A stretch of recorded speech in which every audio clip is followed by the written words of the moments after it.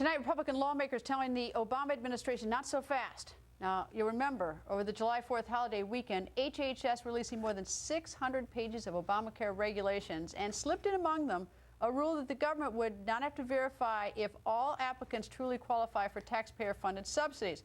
Well, now the GOP taking aim at the Obamacare rule. Representative Diane Black joins us. Good evening. Good evening, Greta. Great to be with you. Nice to have you here. All right, there was a vote 235 to 191. You peeled off 5 Democrats, I understand, to pass it to stop insurance subsidies. So tell me, what is the bill to stop insurance subsidies? Well, the bill simply requires to do what the original law required, and that is that you must verify someone's income eligibility before they received an Obamacare subsidy for the health care program.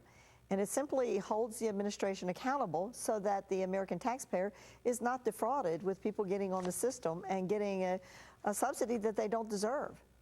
Well, the Obama administration has said that that the July rule that we're talking about, you and I, has been misinterpreted, that it applies to a very small subset of people, and the eligibility checks for these people will not be undermined. That's the White House response.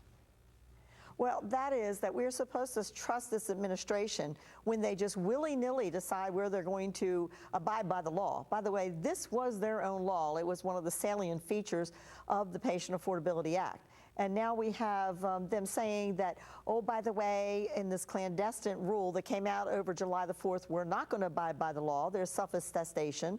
And then after we did a lot of research on this and found out what they were actually doing, they came to our committee 3 weeks later and said, oh, by the way, now we're going to do an audit of 100% of the people. No, we need a program that actually verifies the income so that we don't have fraud and abuse that are costing the American taxpayer dollars. And I guess every time there's a subsidy, somebody's got to pay for it. So if the person isn't eligible, the person's getting a free subsidy, and taxpayers pay the subsidies, right? That comes out of the government, taxpayer money. That's correct. And the whole idea was that people who, that everyone pay into the pot to lower the price. So if some are getting subsidies who shouldn't, that really sort of skews the whole point of the financial way we're going to run this to begin with.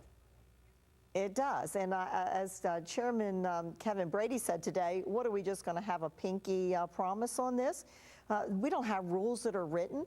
We have an administration that says, oh, we're going to do it this way one day, we're going to do it this way the next day. Back in April, we were told by Secretary Sebelius we weren't going to have any more delays.